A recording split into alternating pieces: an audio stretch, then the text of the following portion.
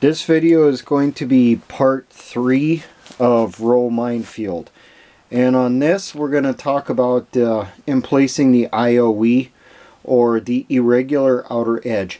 Not every standard row minefield according to US doctrine has an IOE. Now, as I said earlier, the type of minefield I had typically put in was a disrupt. A disrupt does not have an IOE, an irregular outer edge. So what we're going to do for this one, it'll be based off of a fix minefield, or a standard row minefield that has a fix intent.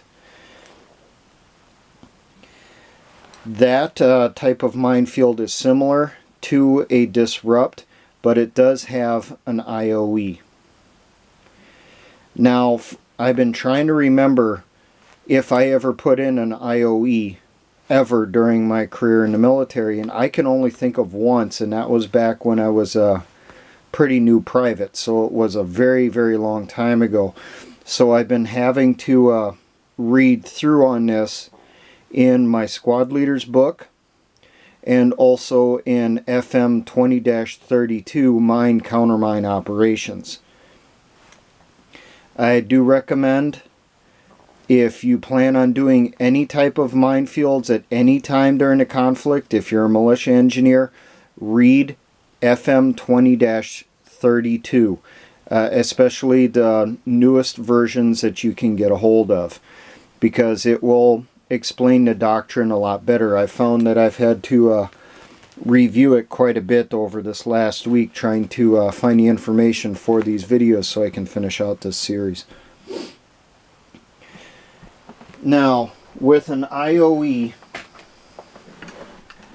the IOE itself is not really its own separate row. For the most part, from what I found in doctrine, it is an offshoot of the alpha row. And the first mine of each IOE leg, or short row as it's called in US doctrine, is supposed to be at least 15 meters in front of your alpha row, your very front row. And the start of each IOE short row is your 1 or your 2, and the end of it is your 1E or your 2E. So this is our first short row. We're going from the right side to the left. So this is our I1. So we have I1 here and I1E up here. This would be I2, I2E, I3, I3E. In a fixed, it calls for 3 short rows. Each short row is supposed to have 7 mines in it, and they are spaced the same as on your alpha row. So if we're going 6 meters between mines on the alpha row, it is 6 meters between mines on the IOE rows. Now I'll read you something here from my squad leader book. This is the one line it has when it's talking about an IOE. At appropriate IOE start points, secure a 60-meter line of engineer tape marked at 6-meter intervals to a short picket. Lay the line at a 45-degree angle to the alpha row and use the marks to designate the mine locations. Now, that does not really give all the information you're going to need. I had to look in other locations to try to get all the information I need here. So on the alpha row here, when they're marking it for before the emplacement goes in, it's been sighted, it's been marked out, our intermediate row markers are put in. At the locations where the IOE is supposed to be at, they'll have the bicycle flag, and then right next to it they'll have a short picket or an anchor picket. Tied off to that will be a length of engineer tape that goes out the appropriate length, about 60 meters, and it'll have another picket on the other end, or it will have a bicycle flag, or both. And then marked out on that length of engineer tape should be the locations where the mines are going to be at. What we used to do for marking engineer tape, we would use 100-mile-an-hour tape, green 100-mile-an-hour tape or duct tape. And we would take sections of that and wrap it around at each length or around the engineer tape, marking it off where something would have to be emplaced. Now it says on the 60-meter length, when you would do that, you would omit the first 2 mines. So the first 12 meters, actually it'd be 18 meters. The first 2 mines within that length are not emplaced. They're left open.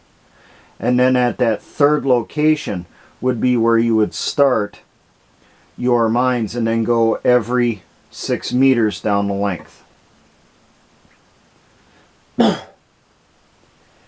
Now, something I've been trying to think about, and I'm trying to find information on, is where to put the markers, because there's supposed to be markers on this.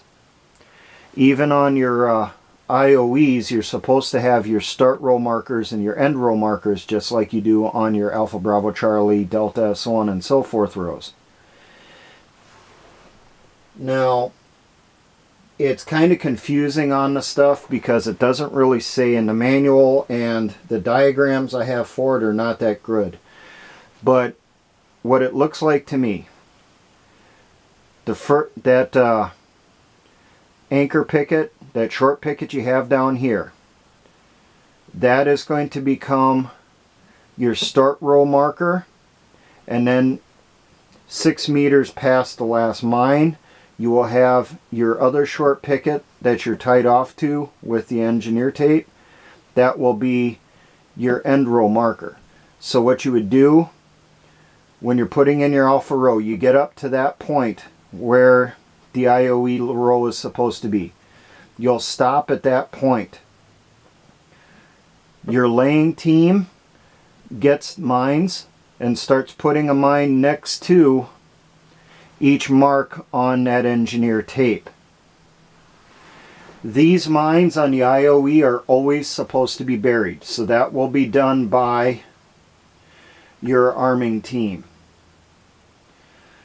What will happen when the arming team gets up close, they will move on to the IOE. So we'll get the mines placed out here on the laying team next to the marks on the engineer tape. Then the laying team continues on. When the arming team gets up here to the IOE, they stop at that location and they work their way back. They'll go down to the end, they'll dig their holes and put the mine in. That hole should be directly underneath the engineer tape, right underneath that mark. So they'll dig the hole there, they'll put the mine in, they'll arm the mine, they'll camouflage it. Now, what you probably should do when you're at that point that you're going to camouflage the mines, you got them in the ground, you got them armed, but you haven't camouflaged them yet, have someone go down with probably a sledgehammer and pound that short picket all the way into the ground. Then slowly start bringing the engineer tape in. When they get to that mine that needs to get armed, they arm it and roll the engineer tape to the next mine. Arm it, camouflage it, roll to the next one. Arm it, camouflage it, and keep going till they're at the end here. They pound that short picket all the way into the ground after they disconnect the engineer tape. And then the arming team continues on down the alpha row till they get to their next IOE leg and they do the same thing. Now, on a fixed minefield, it said on here the first leg, or the first IOE, I1, will be 42 meters or 48 meters in from your first mine on the alpha row, and then your I2, I3 is 84 meters separating. Find out the information more by looking it up in FM 20-32 and in FM 5-34, but like I said, there's not a lot of information in there. It's, at least when it comes to the battle drill, you really got to jump back and forth, find the section, see what you can find that's close, and, you know, fill in the blanks like I've had to. I've now given you information I wouldn't give you normally because, quite frankly, you're probably not going to find it. It was hard for me to find the stuff, and I had to go off of experience that I've done over the years and try filling in the blanks. But that's about the best I can come up with on the IOEs. Now, this is just in a fix. Okay, there's other types of minefields that do have IOEs. They will have the same number or more IOE short legs, and the distances will be different. The distances between each short row, each leg. So just look it up in the doctrine, study it, memorize it as best you can before a conflict were to occur. Practice it if possible. You know, during your training weekends, spend one of your days having your engineer teams, your engineer squads practice putting in a row of mines. Practice putting in a straight row, practicing putting in a lazy W, practicing putting in your alpha row with an IOE. Because if you have to do it for real, that's not the time to learn how to do it. You want to practice beforehand. Now, for all my engineer brothers in the Patriot and Militia movements, always remember, essay-ons.